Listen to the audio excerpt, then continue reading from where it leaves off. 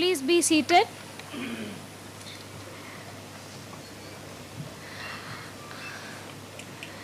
Now I invite Dr. M. Kalyaperumal sir, retired principal, Presidency College, to the dais.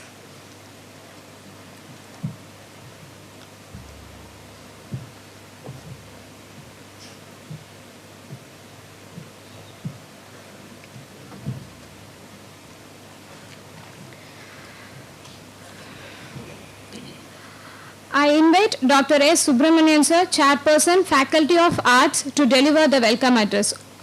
Over to you, sir.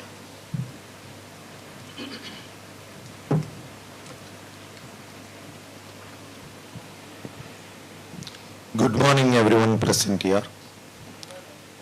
At the outset, I apologize for late beginning of this program due to me. Actually, I am not well today. I requested Professor Armugam to leave me, but due to absence of our Honorable Vice Chancellor and our Registrar, they both are held up with some other important government assignment at Anna University. I rushed to attend this program. With this apology note, I start my welcome address.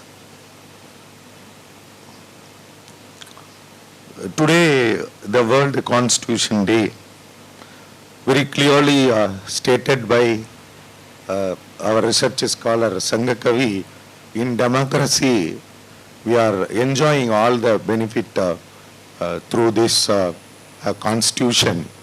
First, we have to thank the architect of our constitution, Baba Saheb B.R. Ambedkar. Within his constitution only, we are today leading a life with peace, prosperity, and smooth flow of every walk of life today.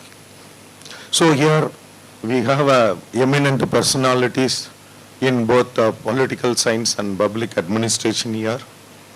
They are going to give elaborate deliberations on what's a future trend of constitution and all the related issues pertaining to a constitution. At the outset, I welcome our Honorable Vice Chancellor and respected Registrar in absentia, and also on behalf of School of Politics and Public Administration, I extend my sincere thanks to both Honorable Vice Chancellor and Registrar for extending their approval and also support to happening this program today. At the outset, I welcome Professor Dr. B.V. Muralidhar, who is a professor and head of the department and also dean for Department of Political Science and Public Administration, Sri Venkateswara University, Tirupati, who is a very eminent personality in the field of political science and public administration. As a very good researcher, his research findings have made tremendous changes in the bringing political and public administration policies. In his credit, he is written many books related to politics and public administration.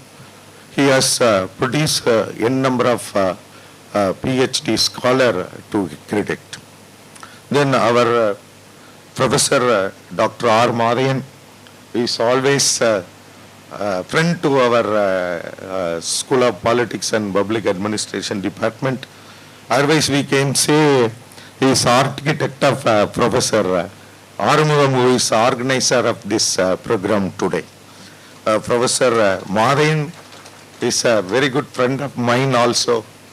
Whenever we are inviting him for various assignment to this university, without any hesitation, he will come over here and he will support us in many various assignments to this university. Professor Madhayan basically professor in Department of Public Administration in the very old University of Madras. Professor Manayan is known for his humbleness and simplicity. Professor Manayan, I came to know him for more than past 20 years. Many of my friends also a friend to Professor Manayan. Manayan is a very good contributor towards his discipline. On behalf of School of Political Science and Public Administration, it is a privilege to me welcome Professor Manayan to this World Constitution Day Conference.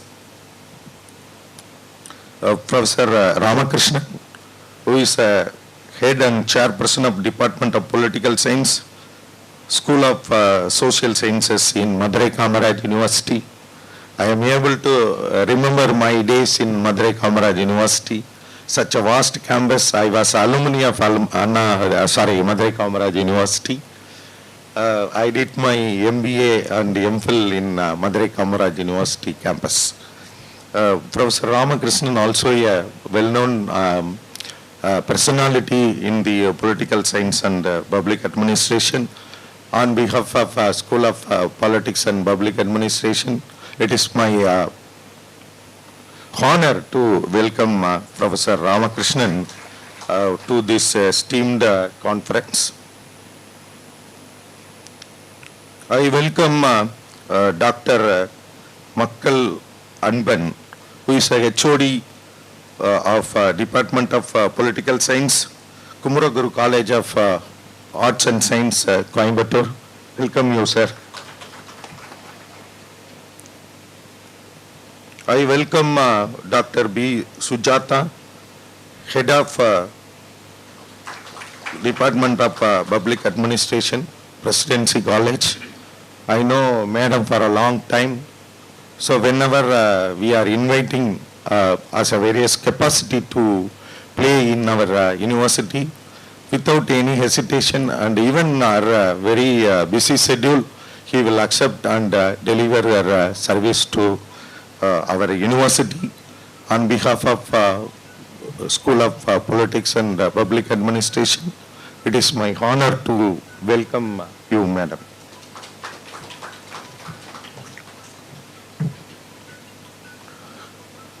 Dr. Jodi Ramalingam, who is a HOD of Department of Politics in Government Arts College, Kadalur. I am welcome you, sir. And I welcome Dr. Professor Kaliyamurthy, who was retired professor from Presidency College. We know very well about Professor Kaliyamurthy. Kaliya Perumal, who was still, he is our very good course writer.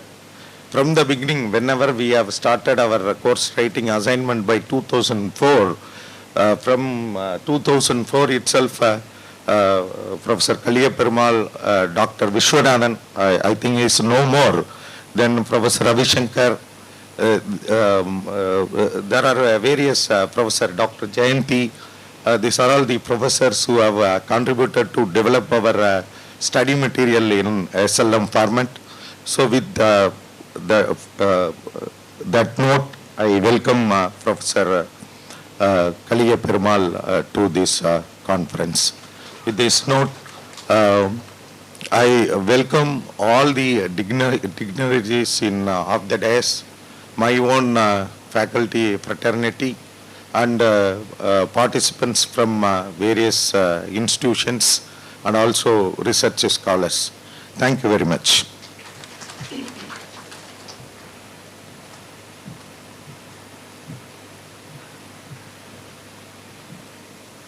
Thank you, sir, for your constant support and guidance to organize this event. Now I invite Dr. R. Armugam, sir, Assistant Professor and Organizing Secretary, School of Politics and Public Administration, to give the seminar introduction.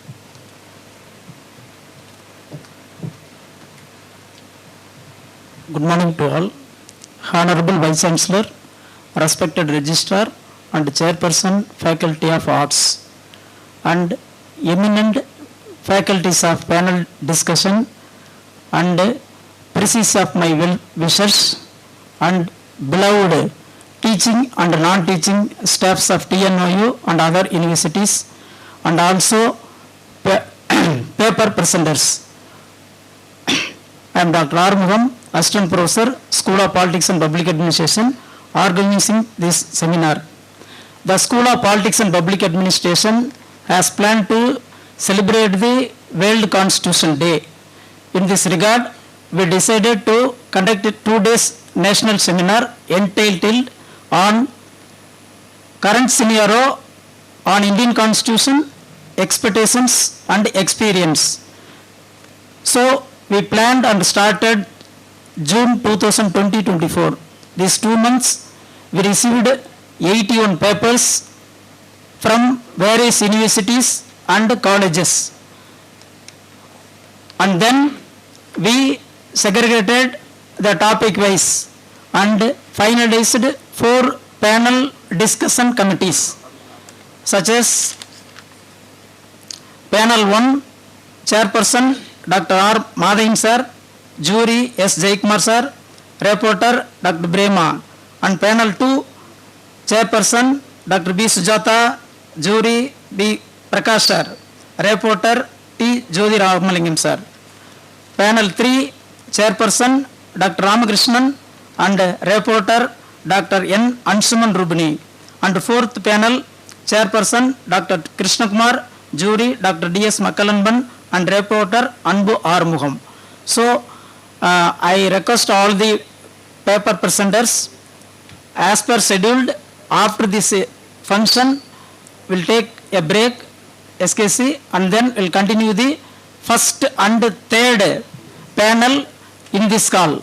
Second and fourth panel will be held on administrative building, 4th floor, Avayar Hall. So, I request all the paper presenters kindly cooperate with our team members, present your paper ideas freely. Okay, thank you very much. Okay.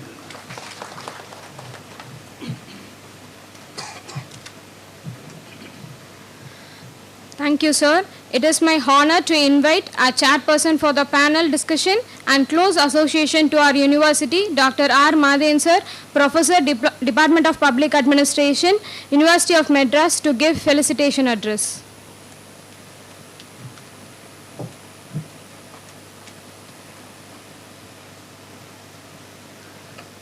Good morning to all. First of all, convey my sincere thanks to the university authorities, especially the Honorable Vice Chancellor, the respected Registrar, both are in absentia, and convey my sincere thanks to our school chairperson and Dean, Professor Subramaniam sir. Today's our chief guest, Professor B.V. Muralidharan, Dean, Department of Political Science and Public Administration, Sri Venkateswara University, Tirupati, and other dignitaries of the dais and on the dais. Very good morning to all once again. So the topic, current scenario of Indian Constitution, experience and expectations, is more relevant to the political science and as well as the public administration. Before organizing this seminar, Dr. Armugam is consulting me to discuss about the topic. Sir, I have planned to organizing this seminar, which means during the day of the World Constitution Day. So that immediately I discussed with Dr. Armugam. The topic is so relevant to the political science and the public administration. You can take this topic and you can get the paper from various subject experts in the different institutions and different colleges, so that he immediately accept and immediately decide the date to conduct this seminar. So that Moreover, he explained all things regarding the papers received by the department and the panel of discussion and everything. I don't want to explain again and again. And I don't want to take much time because the key speaker is waiting and other persons are waiting for. Moreover, the technical session is going to be start very soon. So once again, I thanks to the organizer for giving the great opportunity. I wish all success to the grand success of this seminar. Thank you very much, one and all. Thank you very much.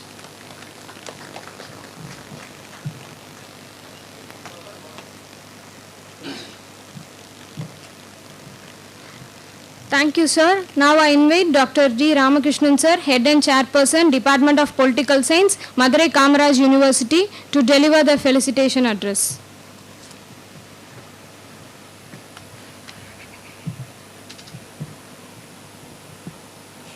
A very good morning to everyone present here.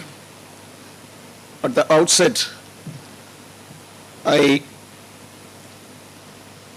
thank the Honorable Vice Chancellor of this university and the Registrar of this university for giving an opportunity to meet the academicians from various parts of India under the umbrella of School of Politics and Public Administration of Tamil Nadu Open University. And I welcome all the dignitaries on the dais and my good friends in front of me and my beloved students. In felicitation address, the time limit should not be exceeded. So within a stipulated time, I like to give a short brief on the present condition of the Indian Constitution. I think this is my fifth conference for in connection with the Constitution Day coming from Madurai. And I'm mostly connected with this particular department, school, as a board of study member also. But I'm very much happy that this is the only institution, only school celebrating the Constitution Day very prior to the day of the Constitution Day. We are really very much happy on this. Further, one step ahead, this time the theme is the World Constitution Day. So it has extended to the level of the global level. That shows the theme of the G20.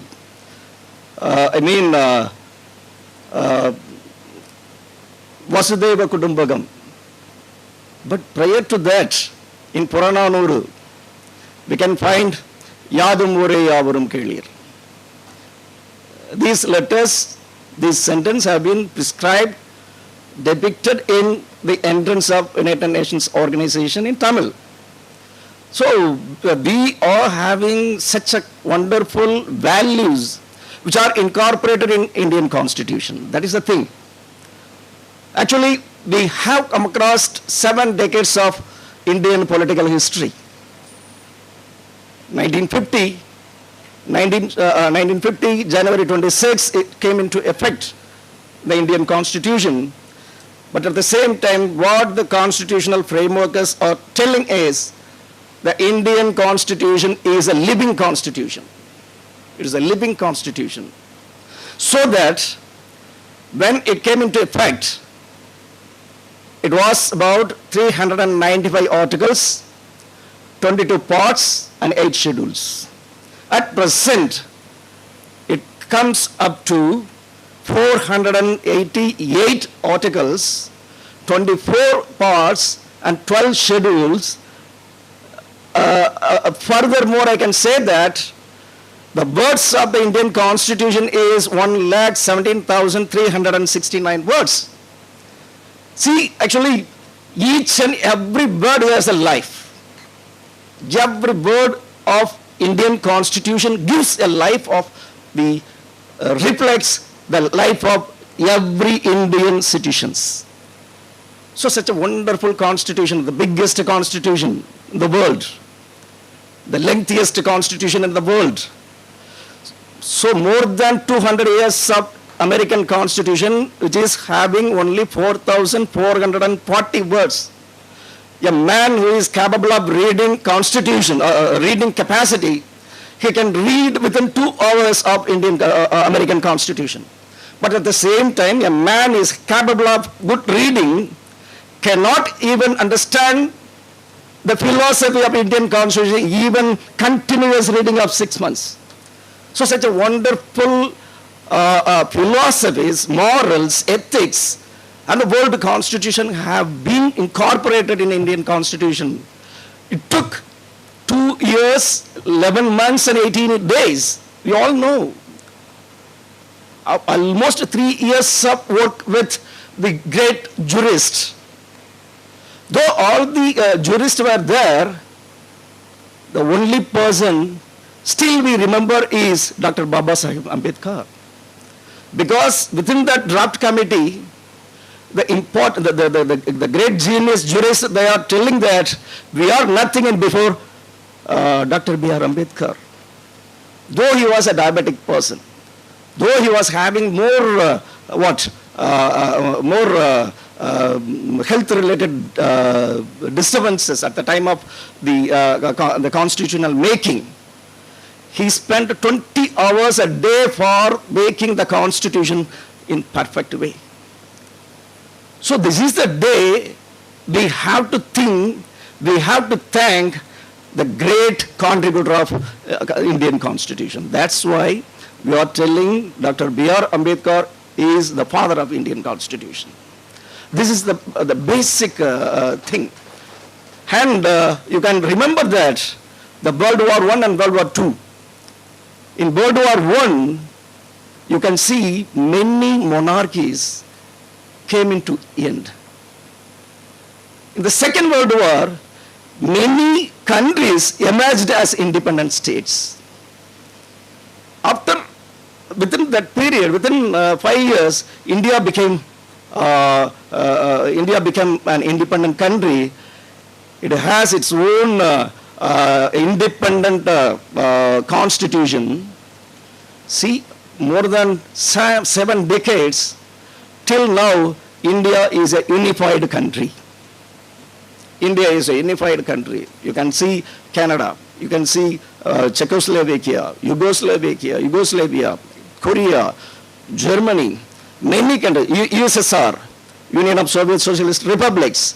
See, they came into different pieces, different units.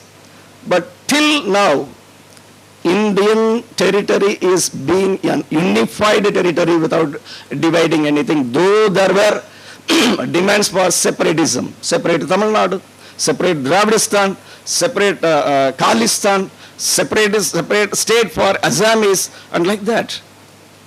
Only because of the effectiveness of the constitution. So we have to think how the constitutional provisions gives more life to the political system. This is the thing. So as far as the topic is concerned, we have to think the past from the present and we visualize the future. Though we have achieved a lot of things, still we are having, through the experience, still we are having more hurdles to pass over. The social issues, regional issues, linguistic issues, terrorism, cross-border terrorism, environmental issues. These are all the things not only India should fight against, India should have hand with all other neighbor countries, global countries, and fight for the peace. So already I told you, I'm not lecturing, I'm giving the felicitation. With this, I end my talk. Thank you very much.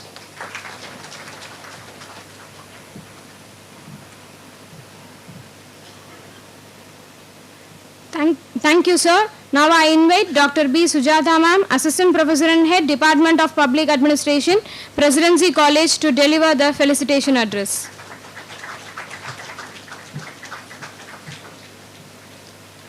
Good morning to one and all present here. I thank the Vice Chancellor and the Registrar for giving an opportunity to conduct this Global World Constitution Day.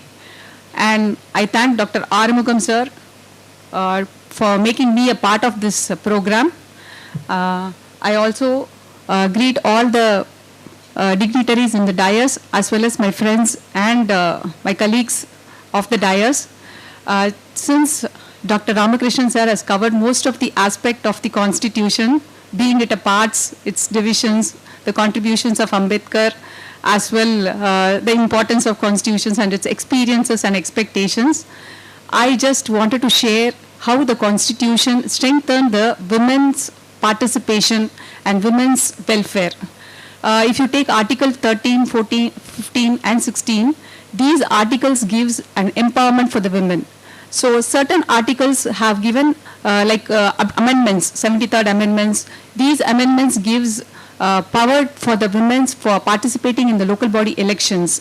So still there are so much of changes. Since we talk about the experiences and expectations, the experiences are what we come across all these days. As Ramakrishnan sir also said, there are certain things which has to be reframed, like environmental protection. We need certain updation in the Constitution. That is what expectations we have towards the next changes in the Constitution.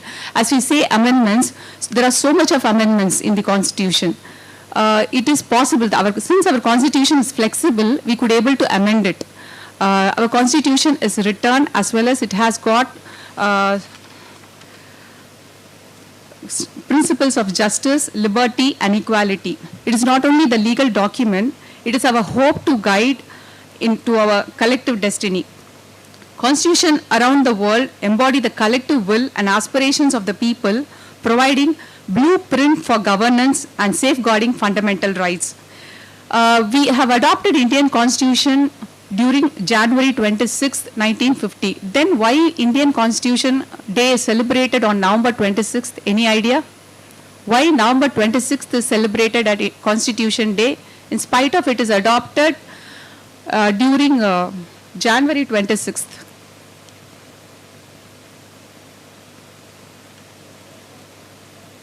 Any idea? Yeah.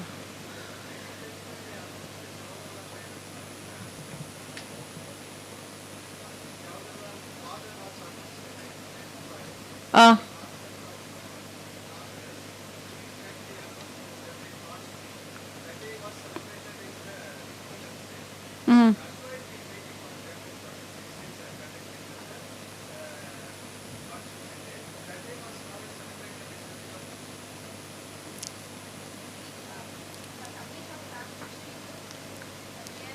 Eleven days.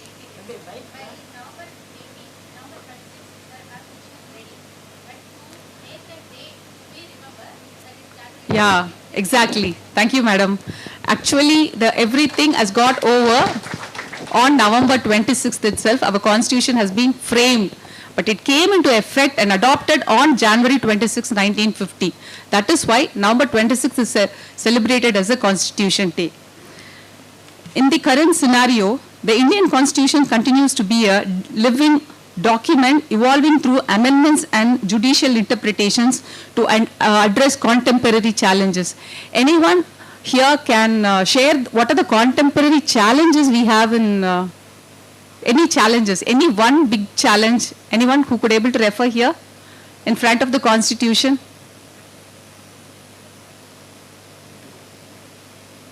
Any challenge, either it is an environment challenge or terrorism, any challenge which you think that this is going to be a biggest challenge for the Indian Constitution?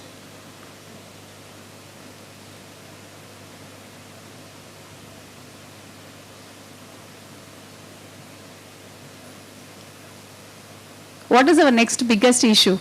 So unification, that is federalism, we follow federalism as well as we give importance to state politics also. So still today we have problems in that particular area. To address that issue also, we have center-state relations, we have been mentioned everything in the Indian Constitution. As we commemorate World Constitution Day, let us renew our pledge to uphold the ideas of a constitution. Let us work towards more inclusive, just, prosperous society where every individual can realize their full potential.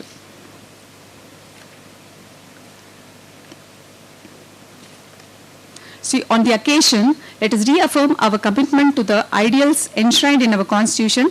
Let us strive our society where every woman can live with dignity, equality, and freedom, fully realizing her potential. Together, we build our nations on the principles of our Constitution. Thank you.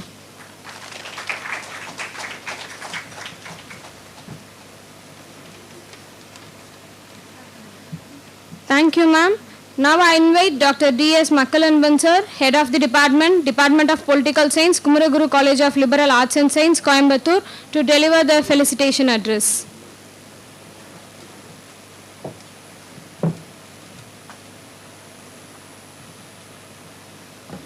A very good morning to you all, respected dignitaries on the dais, faculty members, and my dear friends. First of all, heartfelt thanks to the Vice Chancellor of the University and the Registrar and all the organizing committee members, and a special thanks to our Armugam sir for inviting me. And of course, I was not part of this felicitation address, but anyhow, they asked me to speak. But yeah, I was just preparing what to speak because I have my paper to present. But anyhow, I thought I should speak something on the current scenario of Indian Constitution, its expectations and challenges. So I thought of three important points. Where do I consider there are some experiences that the Constitution has for us. One is judicial interpretations and activism of the judiciary. And particularly through various cases, if you see, I would recollect Keshwananda Bharati case 1973 as very important landmark, or I call it as mini constitution.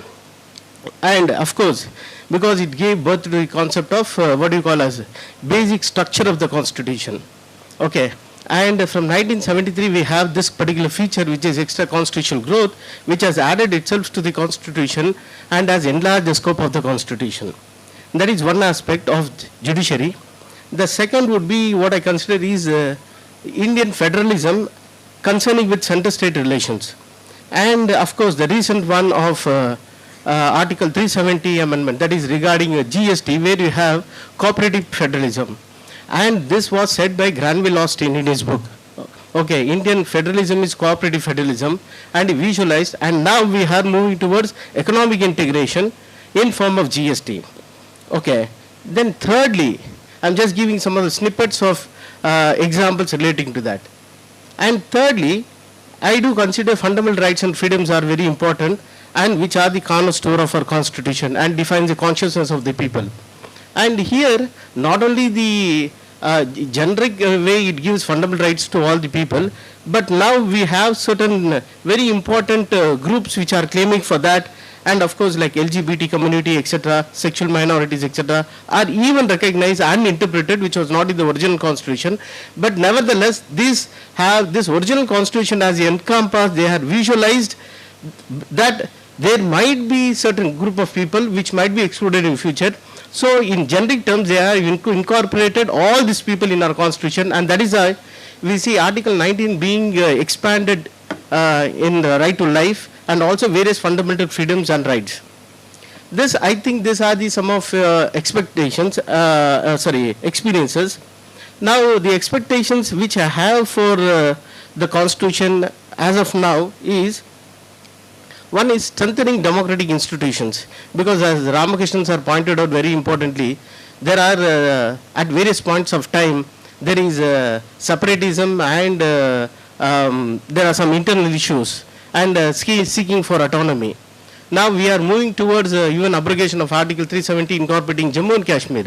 But there are evidences that prove that demands for separate state, already we have 28 states, but there are demands for separate states which raise to 54 in number, believe me. And if all these 54 are given separate states, believe me, then India means we are going to break the territory, that is reform the Indian territory again. But we should remember that the Indian constitutional frameworkers, and particularly Dr. Ambedkar, he said India, even though is federal, but it is more oriented towards unionism, because it should be a union form of government and it should survive, and that is the reason it has survived for odd 70 years and plus. Okay.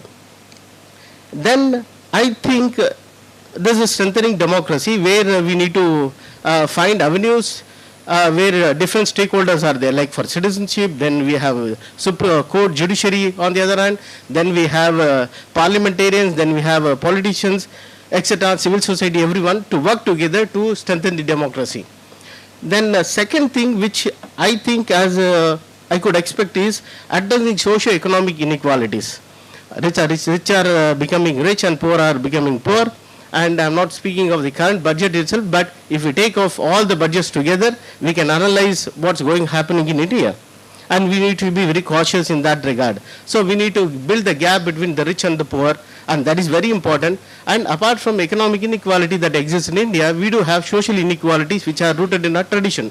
That also we need to take care of. Okay, and of course this is very much highlighted by Supreme Court judgment in Shwani case in 1992. Then we need to adapt to new technologies, and of course new ways of laws and regulations to come into force. Policy should come into force. For example, like we have presently data privacy, cyber security, digital rights, etc. And we are moving towards that. And of course we have artificial intelligence, Internet of Things, then blockchain, etc. We need to make more laws in understanding all these complexities where we are living in this technological era. So these are some of expectations that came into mind as just drafting it and trying to collate all these things. I think broadly, I think these are the major three important experiences that we had, and also the expectations we had. But anyhow, I would welcome any in due course of 2 days we have time. I would encourage and welcome any of new innovative ideas or creative ideas regarding this, particularly on expectations of the Constitution. And with this small speech, I wind up. I'm sorry, I made it just 10 minutes before this speech, just sitting here. Thank you all.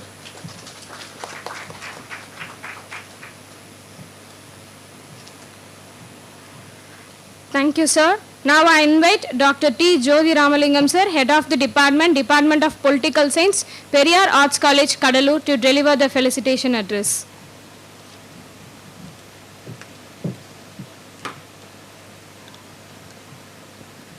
It's my pleasure to stand before you. I think first I thank the authorities of Tamil Nadu Open University, Vice Chancellor and Registrar, for giving me the opportunity, as well as the Department of Politics and Public Administration, to organize the 2 days seminar, national seminar. The topic is the current scenario of Indian Constitution, experience and expectations. This is a right topic nowadays, because the previous general election also we have seen the status of Constitution. That is one very big propaganda and propagation and the center point of the all political parties campaign. This is the very good topic. As I said that Dr. Harmoon sir, 81 papers were received from all the research scholars across the country. This is one of the success of the seminar. With these few words, I go for all the speakers here. I agree with all the words. They are pertaining to this conference. I wish the conference will successful one. My special and sincere thanks to Harmoon sir and his team members. Once again, thank you one and all. Thank you.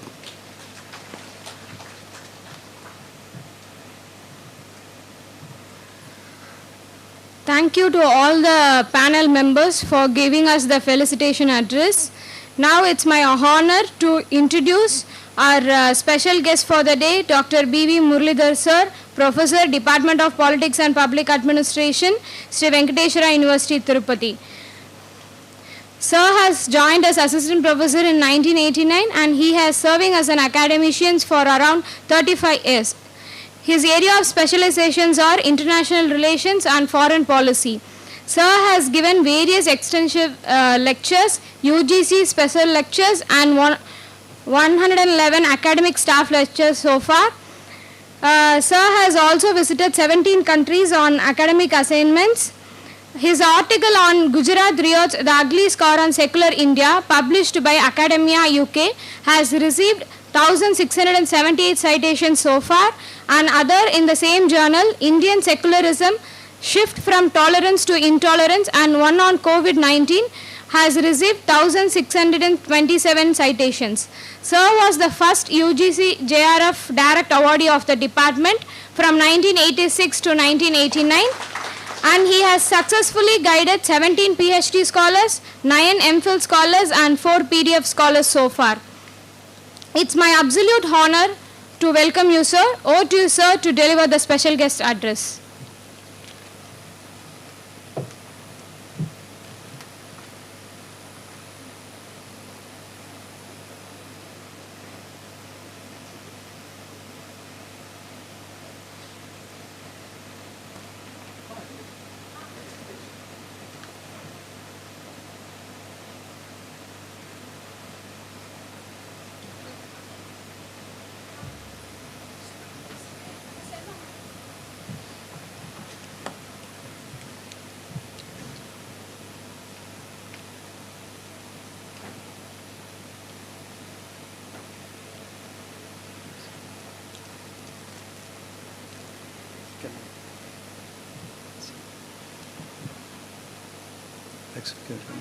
Yeah, no problem. Before that, I can have some. Both you can check with this.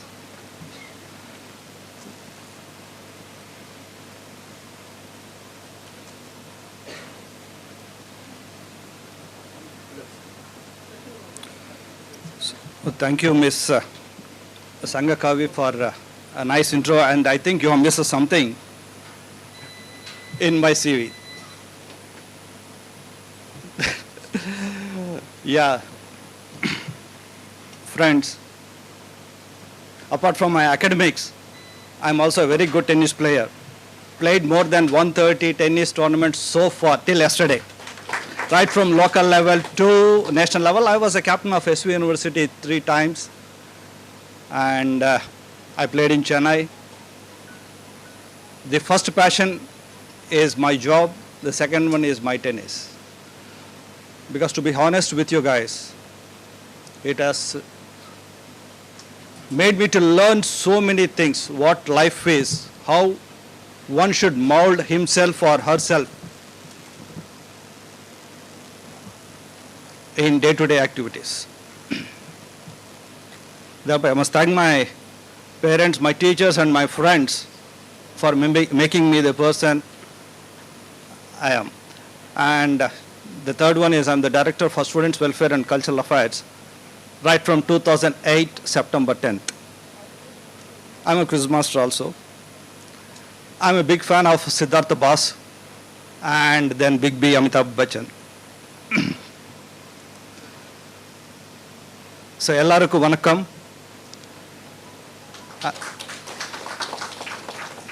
Because I stay in Tirupati and most of us know or can understand Tamil, even though we may not be in a position to speak.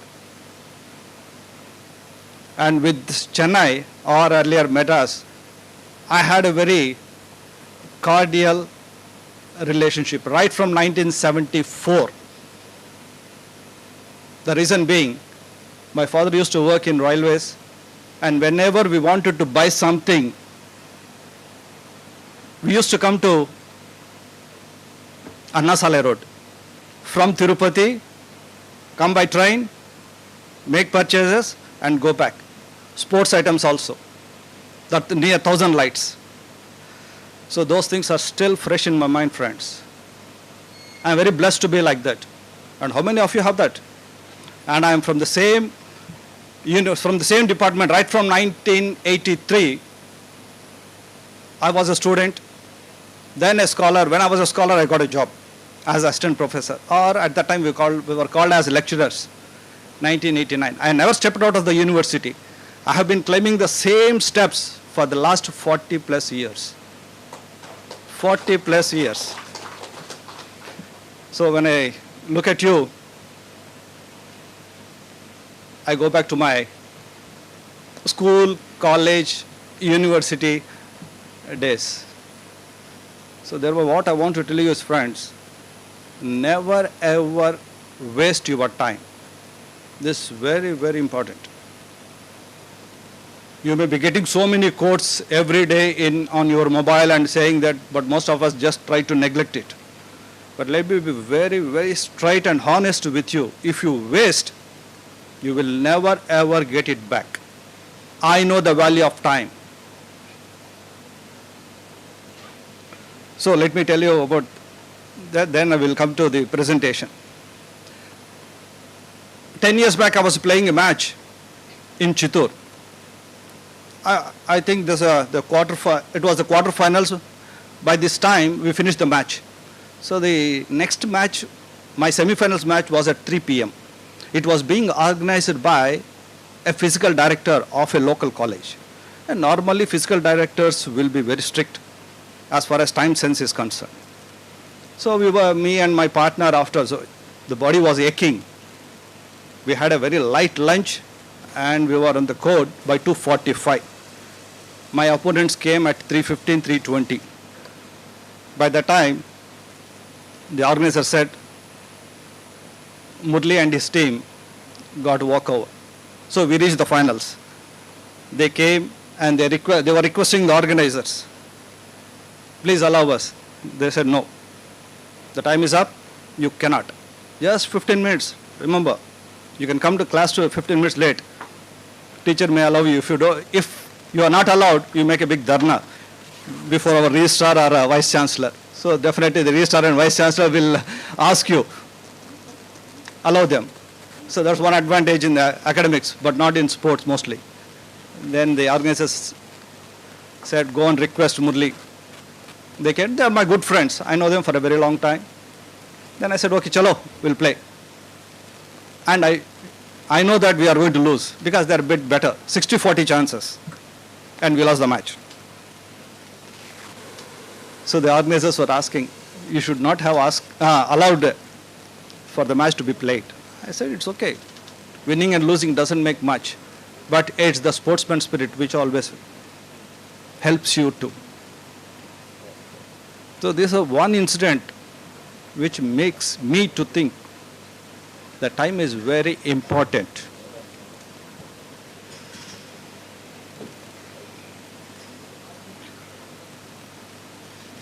And in 1983, Baroda, for the first time when I was representing my university in the inter-university South and West Zone competitions, we reached quarterfinals.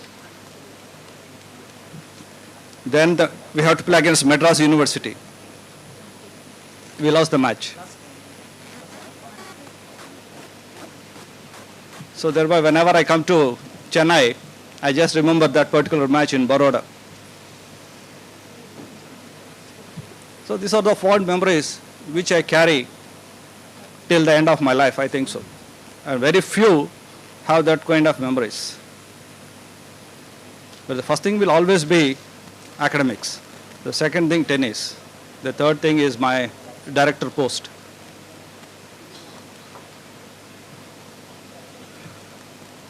Okay. Why I made a PowerPoint presentation is that most of you will be very with these two fingers, the thumbs, with your mobiles, I know, because I used to sit at the last when I was a student. We used to play some games when the lecture is boring. I hope it will not be like this. That's the reason why I made it a PowerPoint presentation, so that at least now and then you will be seeing what is going on the screen. So greetings and warm wishes to the president of today's function, Dr. G.R. Senthil Kumar Saab, the Registrar of Tamil Nadu Open University, my colleague and friend, the Organizing Secretary, Dr. Armugam, Dr. Subramaniam, the Chairperson of and Faculty of Arts, another colleague, friend and member Board of Studies, Professor Matyan Saab, Dr. Ramakrishnan, Dr. Sujata, Dr. Makkalingam, Dr. Jogi Raj Lingam, faculty members from the department, from the School of Politics and Public Administration, and other departments, especially my colleague, student, okay, she was student, now you are a colleague. Now she is in the Department of Education. Paper presenters, non-teaching staff, media personnel, young student friends, ladies and gentlemen. Blessed morning to each and every one of you. And as Ms. Sangakavi has said, that I am from the department of, ours is called as the Department of Political Science and Public Administration. Both streams go together. And I am not an expert on Constitution, to be very honest with you. I know a bit more than the people who are sitting in front of me and some of the people who are sitting on the dais. And already a few points have been covered by the two speakers on this particular topic, which Dr. Armugam has chosen as a part of the Old Constitution Day 2024. And this two-day national seminar is on the current scenario of Indian Constitution, experiences and expectations. So friends, let's see what's happening as far as the Constitution is concerned.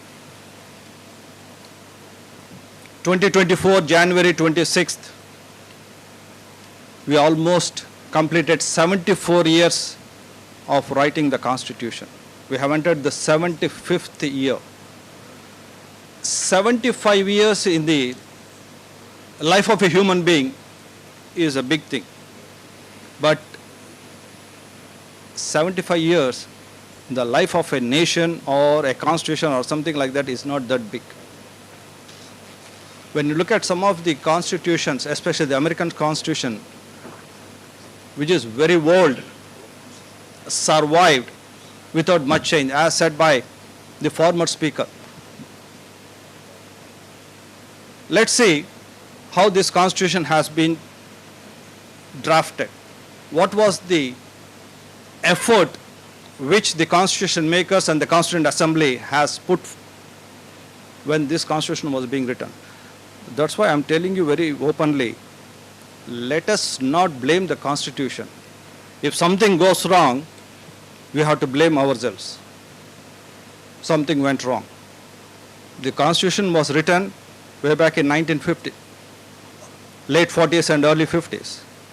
The situation was completely different. They gave some options for us in the form of amendments. You can make those amendments whenever, wherever they are required, not unnecessarily. So thereby, as a student of political science and public administration, what I feel is that the Constitution which was being drafted by the Constituent Assembly led by Dr. B.R. Ambedkar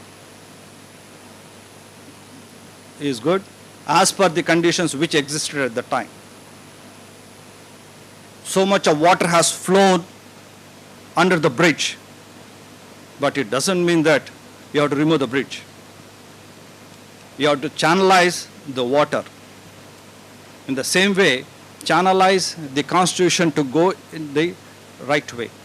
And for that, we require the leaders with commitment. Let's see where we went wrong and what can be done as far as the present scenario is concerned. Please. So it says, the greatest threat to our constitution is our own ignorance. Why I have chosen this particular quote is that in 2019, we organized an international conference.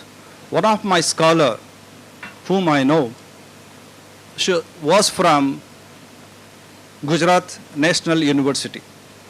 She presented a paper. I still remember that. It was on the legal complications or implications of the Indian Constitution, interpretation of Indian Constitution. She has undertaken some survey in Hyderabad, selected a group of 160 to 180 students and asked a few questions. Who wrote the Constitution? When the Constitution has come into effect, how many articles are there, how many schedules are there, how many parts are there, all these things.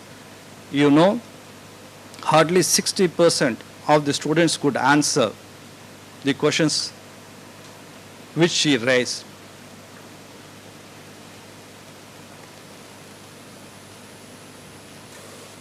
So thereby, that was one reason why Professor Armugam and Dr. Armugam and Professor Mathian Saab must have taken up this particular theme as a part of the national seminar. The people who are sitting in the hall and those who are going to present their papers today and tomorrow, please know basic things about the Constitution, whether you belong to the science background or technology or engineering or medicine, etc., etc. As a citizen of this country, you must know the basics. If you don't know the basics, the rulers will take a ride off you. And there will be no one except to blame yourselves in future if something goes wrong as far as the Constitution is concerned. That's the reason why I started with this particular quote. Constitution of India is a paradise for lawyers, because it was the bulkiest constitution as said by the previous speaker. A number of research articles have been written on Indian Constitution. Still, I think it is evolving even after 75 years of it coming into effect. That is the beauty and the problem of the Indian Constitution. And having said that, there are millions of young voters in India having limited knowledge of our rule book. And not only in India, but also abroad. If you look at the students from the so-called developed countries, I think hardly 60 to 70% know about their constitution. Because they are very much worried about other things rather than their own constitution, their own political system like that. And the reason being, much importance is given to STEM, science, technology, engineering, and medicine. Next one. So now let's go into the background of the making of the Constitution.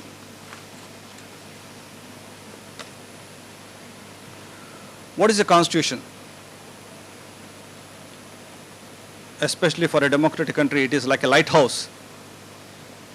For ships, the lighthouse will give a direction where they have to anchor there. Otherwise, if there is no lighthouse, the ships cannot know, or the captain of the ship may not be knowing where to anchor. In the same way, for a democratic system especially, you require a rule book, and that rule book will be the Constitution. For example, if you are going on a road, if there is no policeman, we go as we want to do. Sometimes doubles, sometimes triples, sometimes four. In Tirupati, I have seen people, especially youngsters, 4 youngsters going on a bike because they think that they have the right to do. And if there is any junction, immediately 2 will get down and they'll walk for some time and then go. So in the same way, for a nation which has the political parties and the government, it gives a direction how the nation is to be run. Because you have legislature, executive, judiciary, media, pressure groups, interest groups, political parties, NGOs, state actors, non-state actors, so many. And everyone will be trying to overtake the others. And this is the one which gives the guidance is the Constitution. And how this Constitution Assembly was framed and what they did. We think that it was Dr. B.R. Ambedkar who made the first appeal to have the Constitution for us. But as far as my knowledge goes, subject to the corrections, the first was made in 1934 by M.N. Roy, who was a communist leader. He was the one who was responsible for India and Russia coming together before 1947. He was the first one to make a demand with the British saying that allow us to have a constitution of our own. And as usual, never trust a politician, whoever it may be. They said, we will see. If they say they will see, they will never see. If they say that they are going to do, they will never do. So the British did the same thing, and within a year or so, the Second World War came, and everyone was involved in the World War II, and nobody was looking towards the colonial countries all over the world, because the dropping of 2 atom bombs in Hiroshima and Nagasaki completely changed the nature of the warfare, with atomic and power becoming a key player in warfare from that time onwards. So in between, the phase 4 resolution was passed where they talked about poverty, unemployment, issues with the farmers, plus one part of the resolution was that we should have our own constitution. They were asking the British. On one side, the war was going on the other side, the international movement leaders never budged. They continued with the struggle. So then there came the 42, 45, and 46. The cabinet mission finally said, okay, because by the time the World War II ended, Britain lost the power status. Say a war can make or unmake the change in the power. Soviet Union, the former Soviet Union and presently Russia and United States became the superpowers. The others were considered as major powers. And you know what's the difference between a superpower and a major power? A superpower is one which can intervene in any part of the world and come out of it. Whereas a major power is, its role is limited only to that particular region. Now India is a major power. We want to emerge as a global power. It may take, don't know how many years. So that's how the equations have changed. And in 1946, the cabinet mission gave permission. And a constituent assembly was formed with 296 seats being given to the British India and the chief commissioner provinces plus 93 to princely states. So roughly it came to 389 seats. Muslim League was a part of it. Initially they said they have gone to participate, but there was some kind of psychosis, fear psychosis. That's the Indian National Congress dominated by a particular religion may override them. So there was a dilemma on the part of the Muslim League whether to participate in the elections or not, but ultimately they felt they can, and the elections took place. And at the end of the result, the Indian National Congress got 199, the Muslim League got 73. Then Muhammad Ali Jinnah went to the then Governor General and said openly, we will not be a part of any of the Constituent Assembly because we don't trust the majority who are there in the Indian National Congress. Friends, let me be very frank with you. I am a student. I don't belong to any political party. I like a party, but it's my internal. But when I'm speaking from a public platform, I want to be as balanced as much as possible. That's what I have learned when I was sitting that side, right from my school days. If someone is good, it's good for me. If someone is bad, that's bad. I make my own assessment. In that way, that's what I want to tell you. We cannot blame anyone. Everyone has their own interpretation of the things which are happening at that particular point of time. Some of us may think that why Muslim League went away. They have their own fear psychosis. Thereby they left. Let's accept and give them the respect. So the assembly met for the first time on December 9th, 1946. It took, as said by our speakers, 2 years, 11 months and 18 days. And things went on. The main person behind the drafting of the Constitution was Dr. B.R. Ambedkar. The president was Dr. Rajendra Prasad. The vice president was H.C. Mukherjee. There were other members. And the man behind the scene, behind the curtain, was Dr. Patel. I was reading one article on the role of Patel in drafting the Indian Constitution. After so much of discussion in the Constituent Assembly, where there used to be exchanges. This group used to like, this group doesn't like that particular point. Someone said that we want to remain neutral. That's why it took 2 years, 11 months and 18 days, friends. Everything was discussed threadbare. And as I told you, in 1947 there was a partition of the nation on religion. The second one was the starting of the Cold War. So India was caught between devil and the deep sea, whether to go with the United States or with the former Soviet Union. And in between, Nehru introduced a policy called as non-alignment, saying that we are not going to align with anyone, we will go the middle way. That's a good thing, but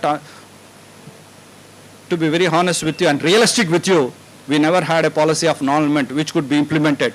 We were always close to the former Soviet Union, and that's the reason why Kashmir is still with us. Whenever the issue came for discussion in the Security Council, it was Soviet Union, former Soviet Union, and now presently Russia, which stood with India like a rock. Otherwise, by this time, Kashmir would have been an independent state or independent nation.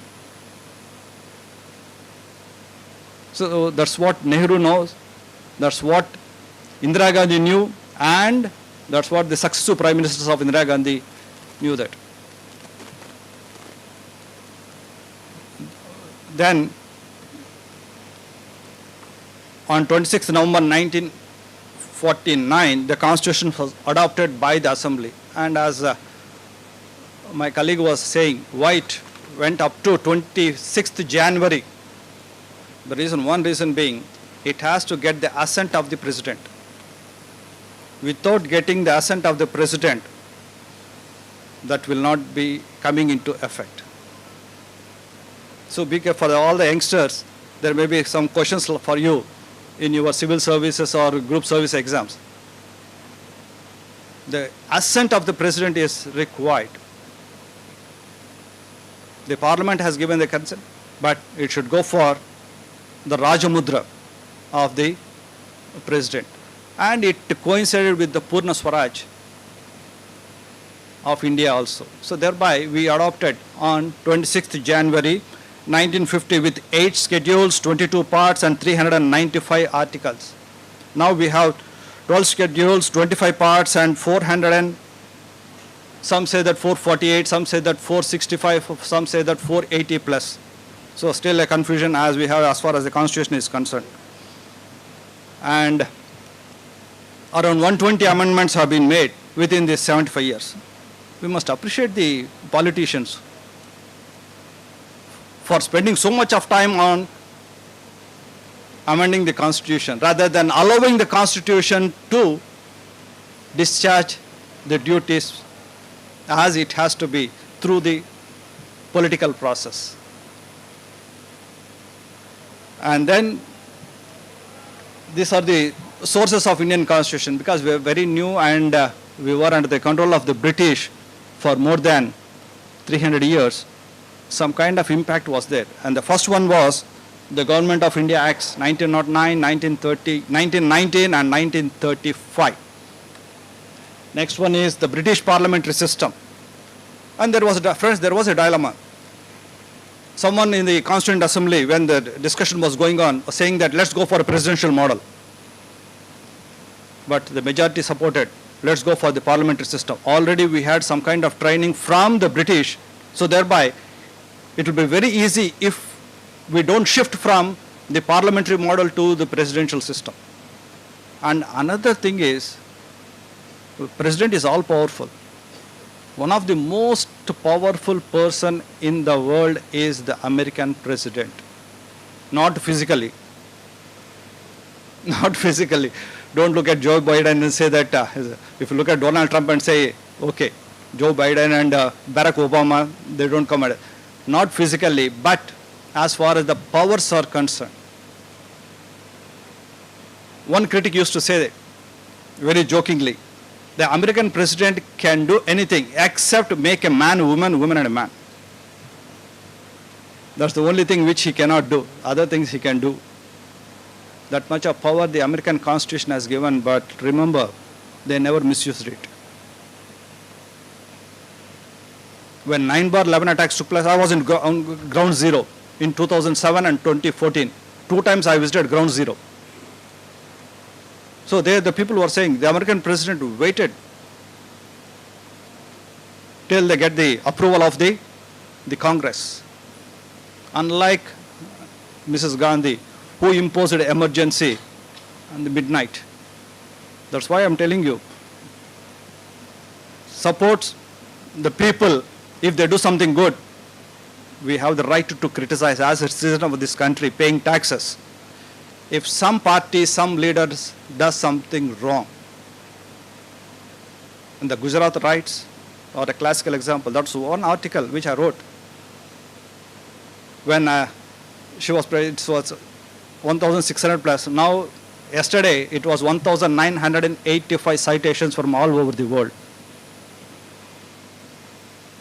It's not belittling your country.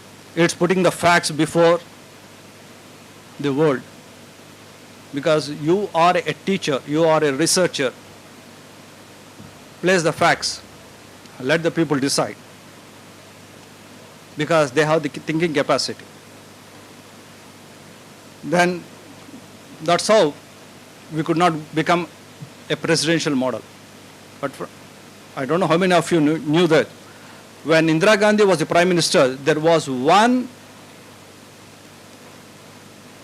West Bengal Pradesh Congress Committee chairman by name Baru, B.K. Baru. After winning the 1971 war and when emergency was imposed, he was so much fascinated towards Indira Gandhi. He made a plea in the parliament saying that let's shift from parliamentary system to presidential system. That's the first time when I was in class 11 at the time. I read in the newspaper, The Hindu, D.K. Barrow making a appeal in the parliament that let's shift from parliamentary system to the presidential system. Because at that time, Indira Gandhi was called as the Durga of Indian politics, or Kali Mata of Indian politics, because of our dareness and all those things. Even without having the presidential system, Indira Gandhi behaved like a president, and the current Prime Minister, Narendra Modi ji, is also behaving like a double president, not a single president. And thereby so many issues have come. Next, impact of other constitutions. Roughly 60 constitutions have been read by the members of the Constituent Assembly, 60 constitutions. And they have taken the best from United States, Britain, France, Germany, South Africa, all this. Canada also. Next one, the debates of the Constituent Assembly. I think you must be watching televisions. Now the debates are so horrible that you don't like to sit even for 1 minute. The debates, when I was a student, when most of the people who are sitting on the dais were young, the kind of debates which we have watched on television was so inspiring that we used to think that we should be like them if at all we get an opportunity to discuss something anywhere. But of late, things have come to the lowest level in our country. Let's forget about other countries. In our country, it has come to the lowest level. And still some of the educated people are appreciating this. When I look at the comment section, normally I go into the comment section immediately. And very sorry to say this, the educated like these kind of debates which are going on. Very rarely you find people commenting against that. Next one is commentaries of the critics. Criticism for criticism's sake is not good. Take the criticism the right way. Let me give you one recent example. You know the Afghan crisis, which started in 1978 when Jimmy Carter was the president. And recently, last year, Joe Biden was interacting with the war veterans of the Afghanistan crisis. And one young guy, around 30-35 years, with one leg amputated. He lost a leg during the Afghan crisis. He was there in the Afghan army, which from US. He went there and he lost his leg. He said, "You are an idiot." He said directly to the President of the United States, "You are an idiot. You are killing so many people." Actually, let me tell you very openly, he was not involved in that. The case was in 1978 when the United States felt that it should be involved in the Afghan crisis. And Joe Biden did not react. He never reacted. He just simply kept quiet. And the security people and others took away that army youngster, I don't know, army veteran, I don't say, away. So this is the kind of democracy which exists in that country, friends. I made 5 trips to United States, and some of my colleagues who are sitting on the dais and some of you might have visited. So if something is wrong, we have the right to do. But unfortunately, this is not happening in our so-called democratic country of late. I want to put it in the single inverted commas. Next one, constitutional amendments and ordinances. So amendments have been given. If you want to make changes, don't change the basic structure. Make changes where it is necessary. And through the ordinances, you can get the things done. So this is about the sources of Indian Constitution, please. Features, yes. And all of you must be knowing the features as said by this very bulky Constitution, and everything has been included. The reason being, it's not for fun. It's not to waste the time. Just think, nowadays most of the youngsters think that they have wasted 2 years, 11 months and 18 days to write a constitution for India. if given an opportunity, we will give to artificial intelligence AI and say that write the Constitution of India, which will be done within 2 or 3 minutes. We don't require such kind of constitution, friends. With lot of planning, as I said, the sources and the commentary of the critics, the discussions in the Constituent Assembly were thoroughly carried. The reason is they want us and you, the generation who are going to come to India, have a safe stay. Thereby they have included everything in the Indian Constitution, which may not be the case, as said by the previous speaker. When you look at the American Constitution, they don't require. The reason is they don't meddle. But the problem with the Indian politician is that we always try to meddle. We try to create a problem where there is no problem and try to find a solution to this. This is the beauty of the Indian politics. That's where we are failing miserably. With 140 crores of population, from the 5th position in the GDP, we are going to come into the 3rd position, and maybe we are expecting that within 10 to 20 years we may cross United States also, but I think it's not going to happen. The reason being, Americans GDP is around $77,000, whereas Indian GDP as of now is $2,380 only. These are the things which must be kept in mind, and it's not completely simply for rhetoric. It's not elections always. When you're talking in the parliament, talk for the future of this country, not for your party. But unfortunately, most of the politicians, whether in the assembly or in the parliament or outside, they are talking as if they are talking for their own party and keeping in view the next elections. Next. Yes, this is what I want to tell you, friends. I am dead against to making a complete total change of the Constitution. Let's make the changes which are necessary.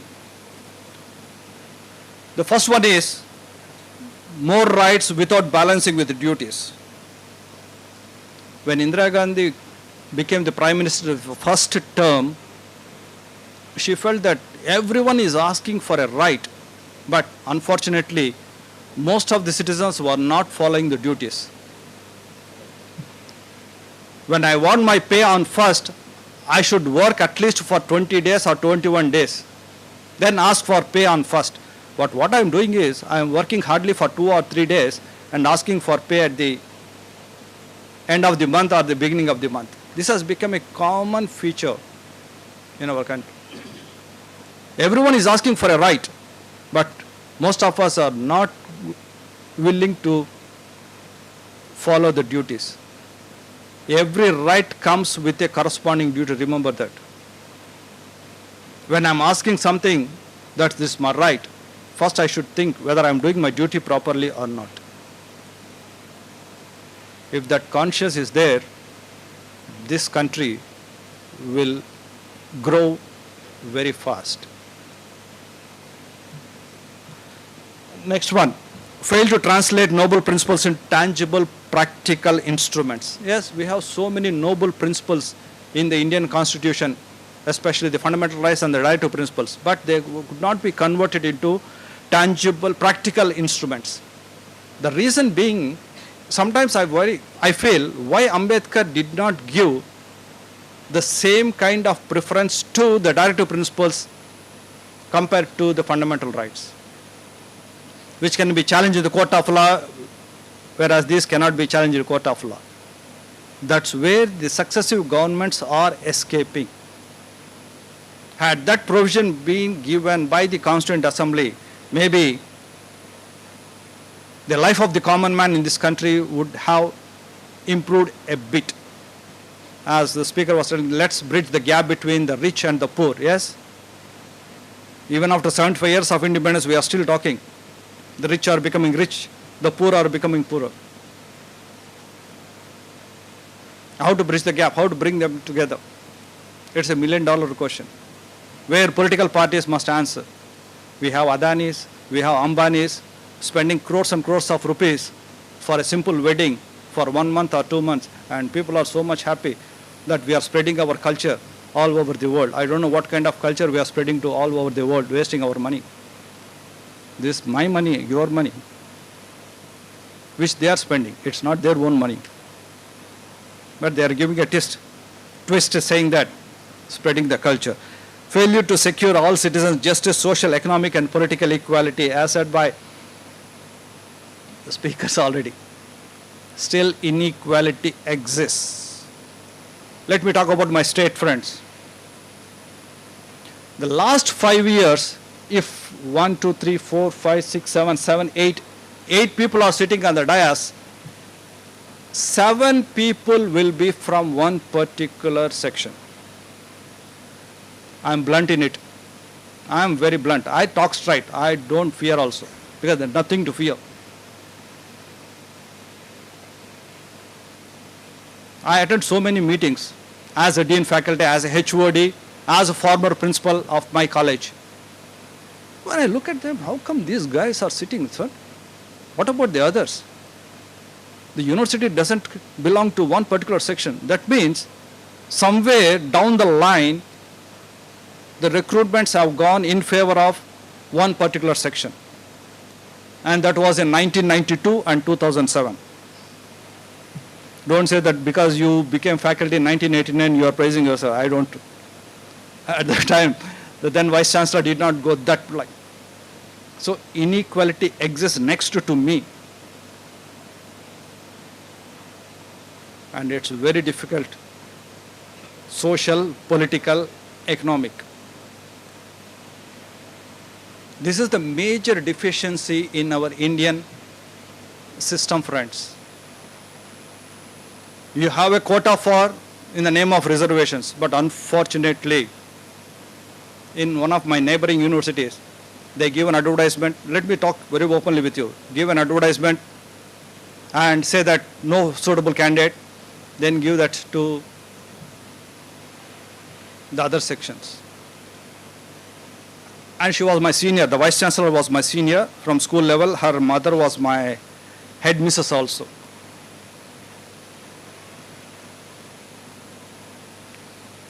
Seeing all these type of incidents and listening to all these type of incidents, sometimes I think that why the people who are subjected to inequality think that they can stay in this nation. We go outside, we create the same kind of problem. I was in the United States. The local Americans were asking, why you fellows always create problems, come in, form groups in the offices and talk only within among yourselves, among your C and C, caste and community, you don't go beyond that.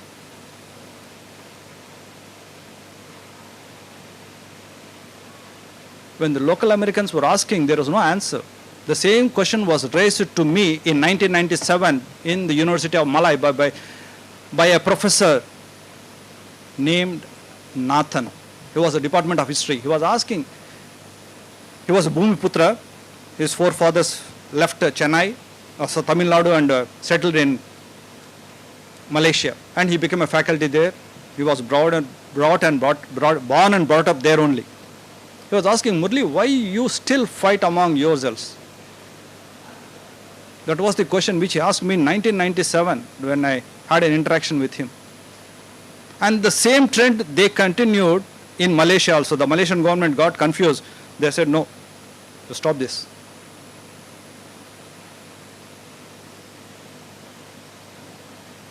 See, let us be very, very careful when you want to become a world leader. Saying that Vasudaika Kutumbam, that's good. The slogan is very good. One family, one earth, one planet, all these things. But let us start from our own family first. We can talk about the world. That's where we are always. We wanted to give a message to the whole world, but we don't follow it from the grassroots level. Next, Constitution cannot operate in vacuum. Yes, Constitution cannot be operating in vacuum. Next one, please. So if we can make these amendments, this is very enough. Definition of the state. What does the Article 12 says? A state means a government, the parliament, the state governments. He wanted to put a stop to that. But later the Supreme Court said you can include certain non-governmental organizations also into the state, provided they are funded by the governments. So there was a lot of confusion. That's what I want to tell you. Let the Constitution give a clear mention what the state is and how the directive principles must have more backing. That's what I have been telling you. We have fundamental rights, but directive principles are not having that kind of backing because the Constitution doesn't give them the equal importance. Foolproof electoral process. The less said, the better.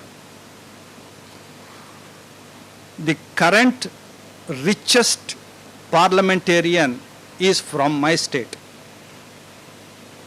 He has a official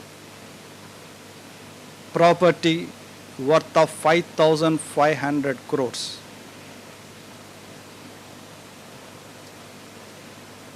Looking at him, he seems to be very nice, very soft-spoken. He was an NRI, brought into the Telugu Desam party by Chandrababu Naidu, gave him a ticket, and he became the MP with 5,500 crores. And he has put that in affidavit also. You must appreciate him.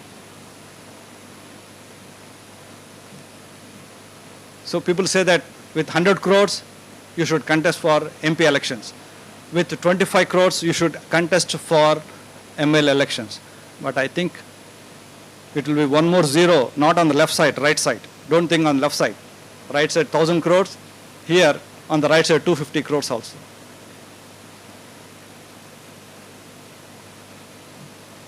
Few years back, I was reading an article in the Hindu. In Tamil Nadu, at the time Jayalalitha was the chief minister. And there was a raid on one of our party colleagues, or Karnanidhi. You know, the MLA dumped 25 crores into a gutter. 25 crores into a gutter. Because if it comes in Hindu, we can trust it.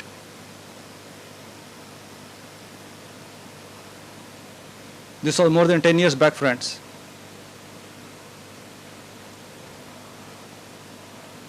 You can imagine how much of money that people representative must be having. If he can throw 25 crores thinking that someone is going to raid his place, then parliamentarians must be above suspicion. As said by Caesar's wife should be above suspicion. You know Julius Caesar. He had a wife. He had many wives, but one wife, official wife, was Pompey. She was so very beautiful. But somehow he got a doubt on her. So better not to have a beautiful wife.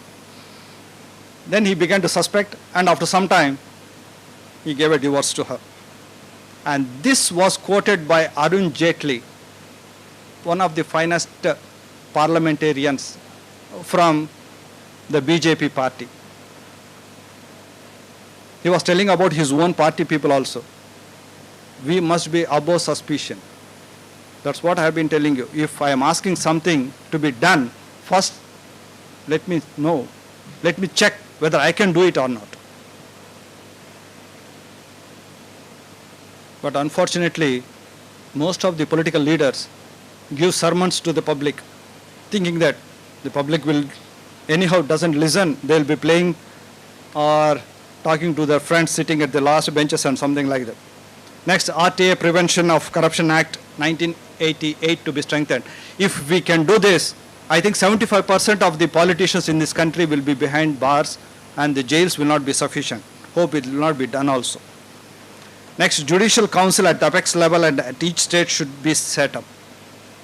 This is what the judiciary has been asking. Judicial Council at the apex level. We have the collegium thereby.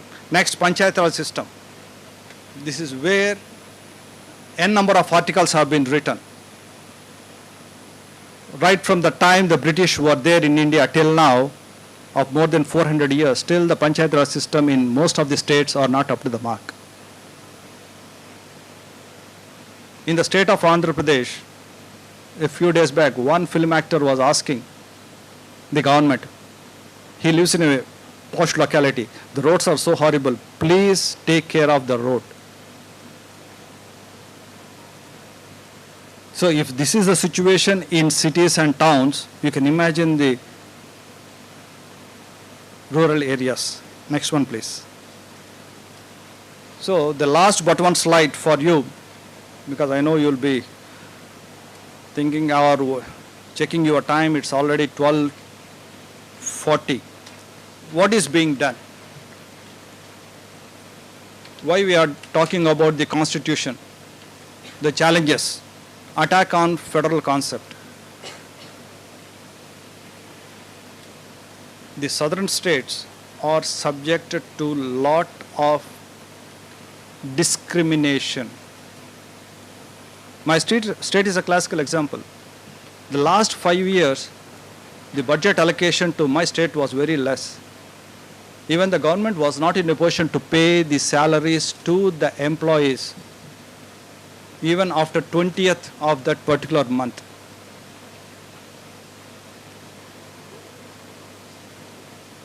And no development at all. The reason being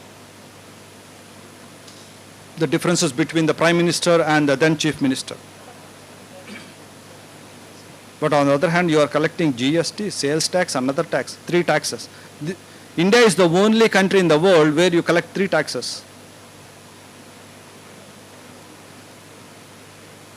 And 70 to 80% you give it to only a few states like Gujarat, Uttar Pradesh, Madhya Pradesh and others. When Deve Gowda was the Prime Minister, people used to say that he was the Prime Minister of not the country, he was the Prime Minister of Karnataka. Because all the important things, budget allocations went to state of Karnataka. And now the present Prime Minister, everything goes to that particular state first and then the balance is spread over to the other states. This is gross injustice. This is not the federal concept.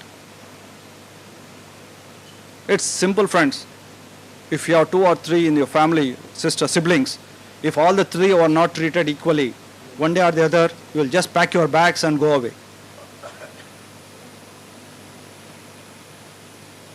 The same thing may happen. I don't say will happen, may happen.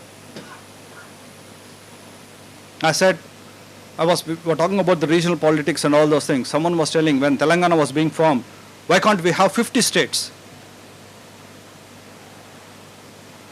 I was presenting a paper in Warangal. I was presenting in a balanced way. What will be the impact if we have smaller states? What will be the impact if we are united? Then one person from the audience later said that when America has 50 states, why not India? Then I said, I want to react. And I reacted in one. I was the only one who spoke in a balanced way. The remaining, all the paper present for the 2 days were in favor of separate Telangana. I don't criticize, I don't deny that. But I have my own right to present. I am not a politician. And I gave an example of Soviet Union, which disintegrated within 60, 70 years. The same thing may happen to India also. Then the organizer said, what you spoke, they could not understand, sir, don't worry. I said, let's move.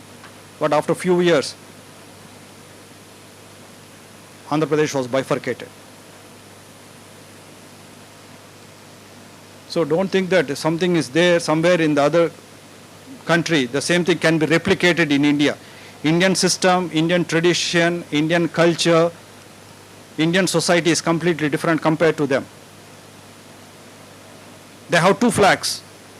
the flags of the state and the flag of the nation. Why Ambedkar and the Constituent Assembly said we'll have only one flag? Because we lack that unity. If they give two flags, I will say that the flag of Andhra Pradesh is more important than the flag of India. This is the kind of average mentality which I have. Guessing all those things, the Constituent Assembly leaders made it, let's have only one citizenship and one flag. Unlike the Americans. Never they ask for any other thing. These things look very easy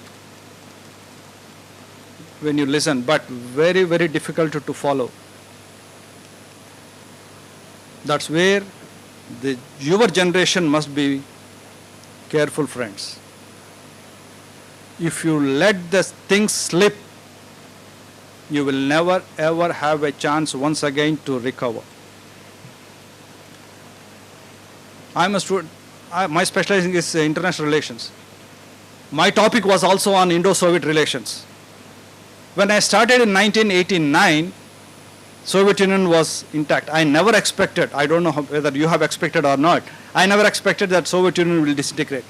By the time I completed my thesis, Soviet Union was not there. My friends used to say jokingly in Telugu, your leg, iron leg.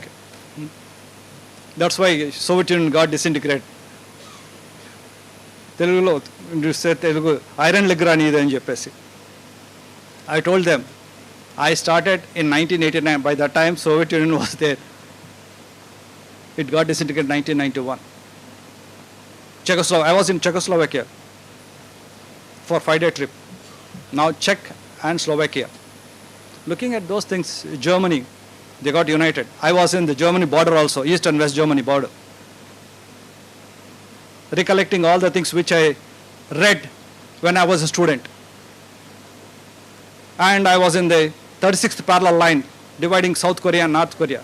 Because as she said, I traveled to 17 countries.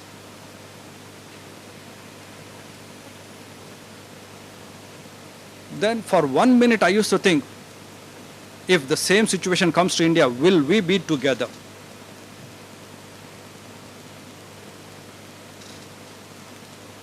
That's unity must be there, friends. So threat to secularism.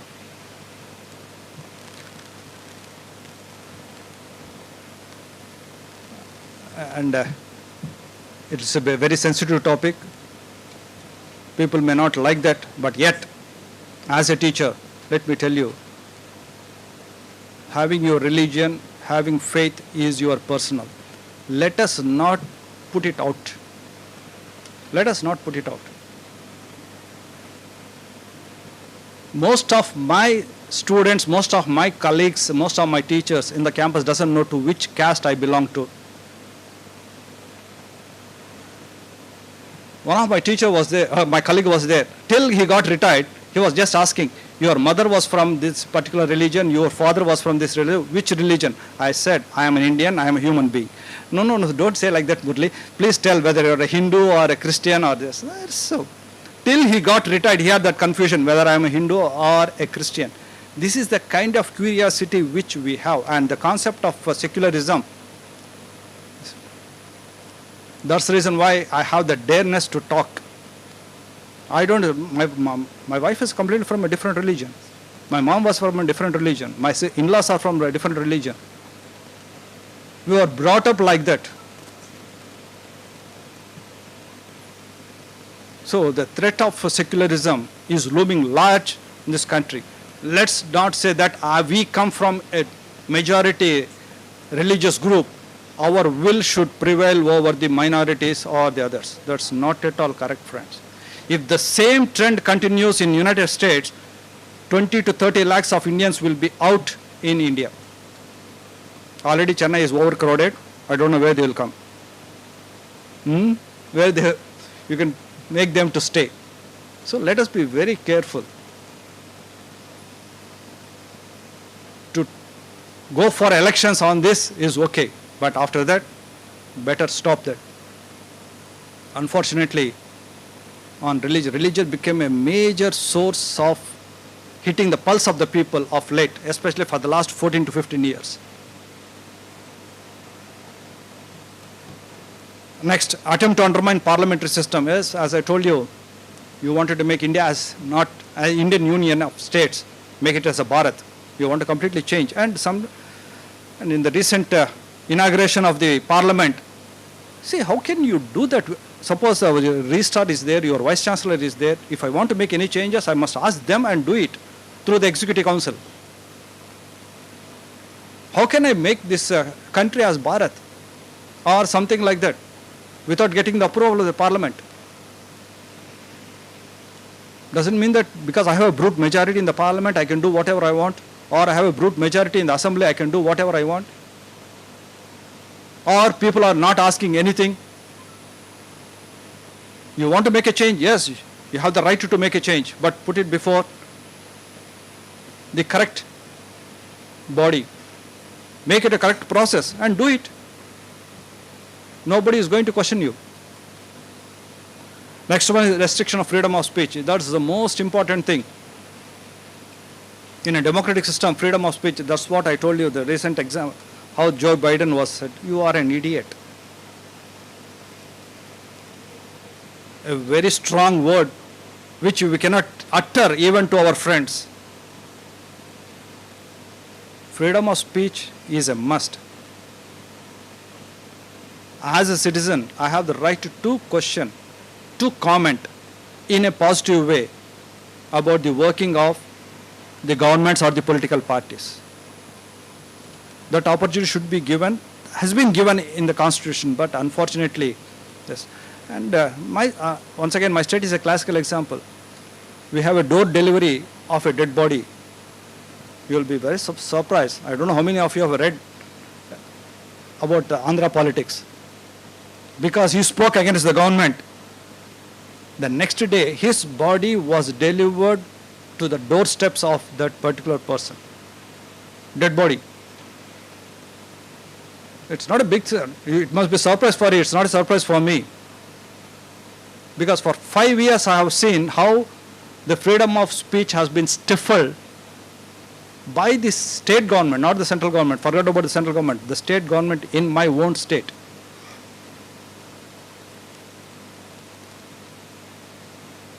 Then I was thinking, are we living in a democratic system or not? The government is not doing something properly, so as a citizen, I have the right to question. But that questioning should not be done.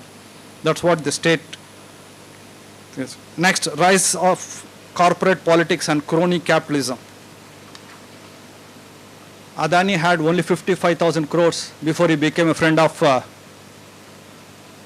our Prime Minister Narendra Modi. Lucky that he doesn't have a family, that's what he says.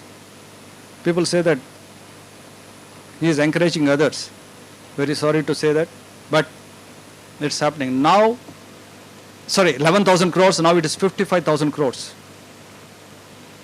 Important ports, important railways, important airports, all these things are taken, the mines, all went to Adani, then to Ambani's. This is a hard reality. Unemployment, poverty, officially, don't believe officially, is very less. In one of the articles, the last census was on 2011 on a particular data. 2011. Afterwards, the government is just giving its own data to the media and asking them to publish. They are not allowing the NGOs or voluntary organizations to collect the data independently because the truth will come out.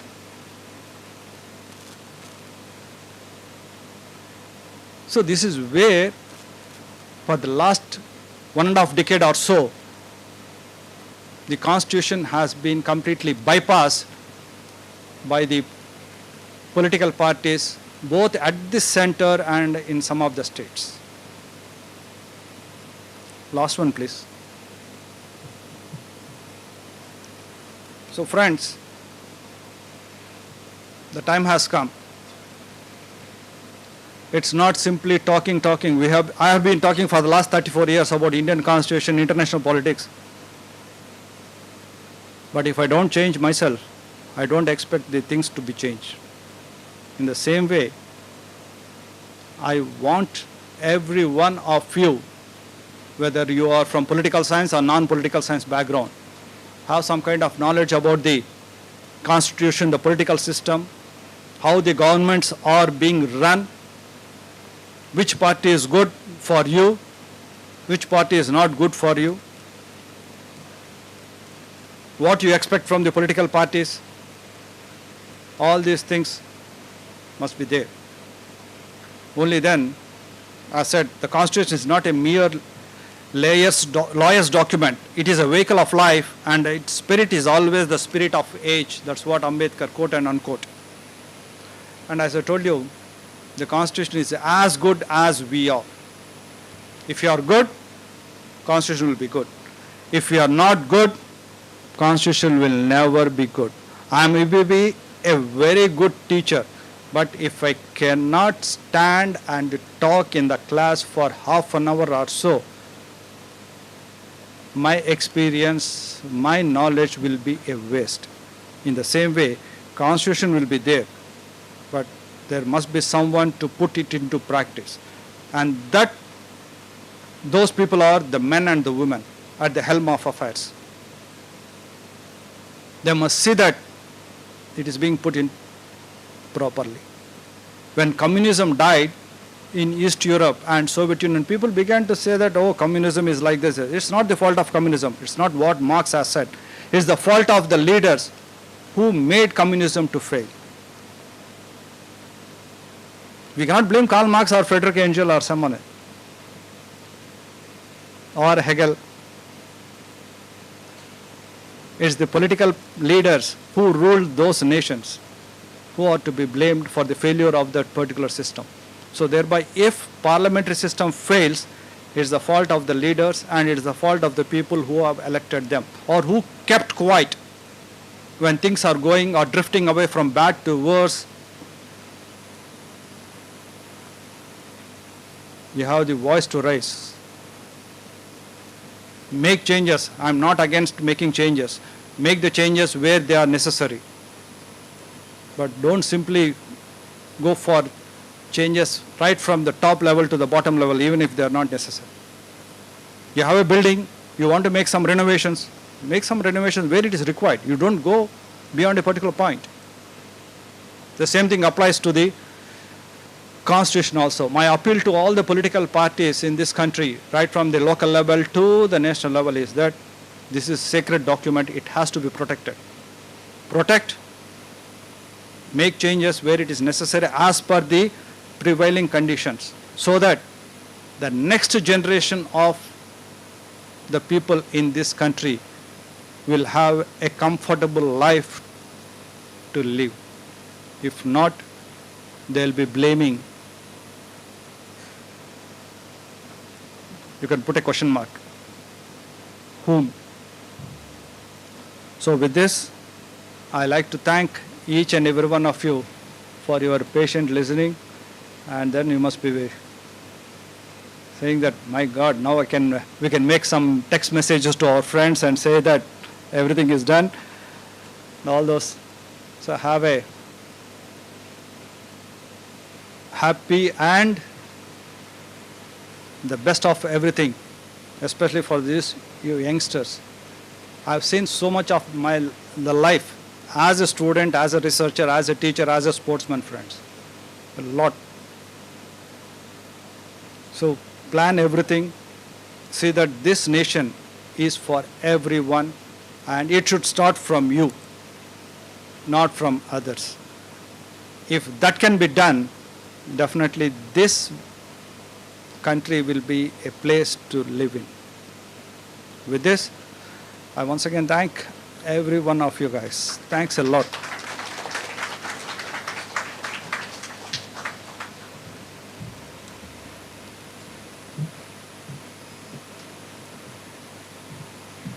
Thank you so much, sir, for your powerful speech on our theme, Now I invite Mr. V. Manigandan, Assistant Professor, School of Politics and Public Administration, to deliver the vote of thanks.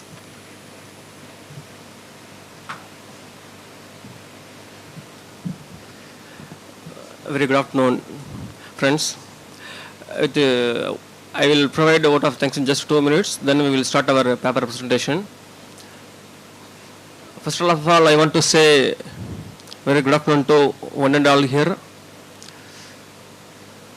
On the behalf of SOFA, we are grateful to Honorable Vice Chancellor and Respected Register for approving this program and national seminar and providing assistance for this. We are grateful to Professor Muralidhar sir for giving an inspiring speech. Sir, literally you inspired us, sir. You literally inspired us for asking students to be duty consciousness while enjoying the rights. It's a very, very important thing. You asked students to be productive in time management, productive utilization of time. It's very, very important for us. Sir, you gave very greater insight on the historical perspective of Constitution and why we chosen the parliamentary form of government instead of presidential form of government. Then you put forth what we have to amend. Definitely, sir, research community which is sitting in front of us will definitely look into us. I am also in next seminar will put one paper on the title, sir. Actually, it's pride for me to give vote of thanks for the stalwarts of public administration and political science, who are sitting on the dais. Actually, they are leading figures of Tamil Nadu for any disciplines. There may be many disciplines, science, whatever disciplines, but it's a discipline of politics and public administration which literally leads all other discipline by means of providing fundamentals of governance, by ensuring the proper governance. So in this thing, it's a pride for me to give vote of thanks for the stalwarts sitting on the dais. We are also, SOPA also thankful to the Madhayan sir and the professors from the Kadalur Arts College. We are very delighted by the speech of Makalanban sir. He told that he made the speech in just 10 minutes. Professor, you gave us food for thought for us for more than 10 hours, sir. Definitely, sir. It will take 10 hours for us to know about that. Our beloved Professor Sujata ma'am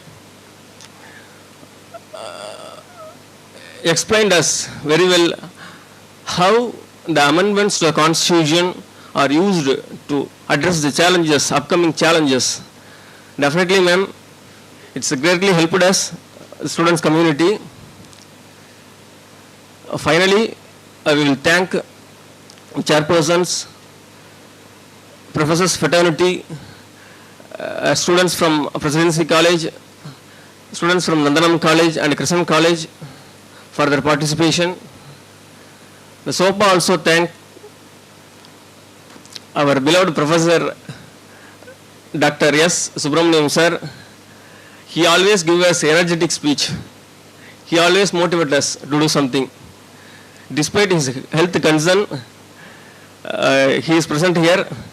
We are very thankful, Professor. Finally, School of Politics and Public Administration want to thank to non-teaching staffs of Tamil Nadu Open University and a supporting team for providing arrangements and hospitality. Finally, I thank one and all here. Jai Hind. Thank you.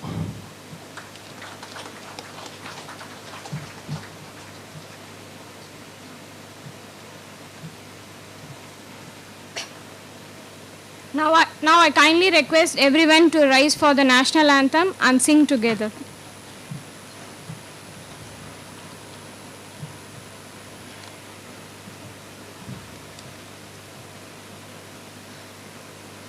Jana Gana Mana Adinayaka Bharat भाग्य विधाता पंजाब सिंधु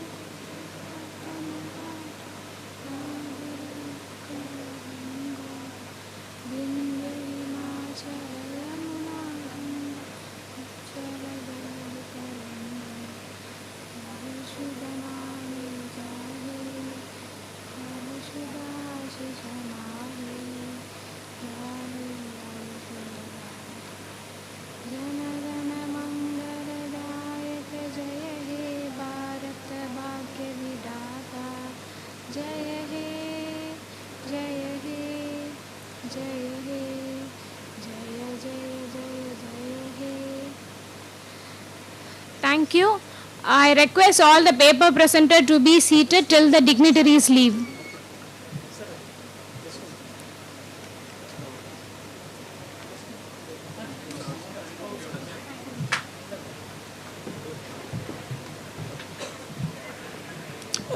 இப்பொழுது வந்து பார்த்தீங்கன்னா நமக்கு காலையின் செஷனே வந்து கொஞ்சம் inaugural செஷனாக போயிடுச்சு.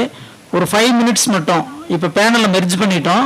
Panel 1 and 3 ஒரு பேனலும், 2nd and 4th ஒரு பேனலும். 5 மினிட்ஸ் மட்டும் நீங்கள் இப்போ கன்ஃபர்மேஷன் பண்ணிவிட்டு இங்கே லஞ்ச் இருக்குது, சாப்பிட்டு 1 ஹவர்க்குள்ளே நம்ம திரும்ப பேனல் 1 and 3 இங்கே வந்துடணும்.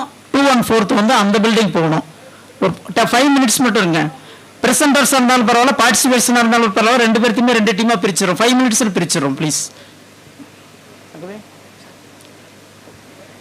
இம்மாங்க வாமா பொண்ணு வைப்பாங்க மெர்ஜ் பண்ணுப்பா ஃபேனில். அவங்க போயிடுவாங்கம்மா, நீங்கள் வெய்யுங்க. அவங்க போயிடுவாங்க, வெய்ப்பா, அவங்க வீட்டுக்கு வெய்ப்பா நீங்கள்.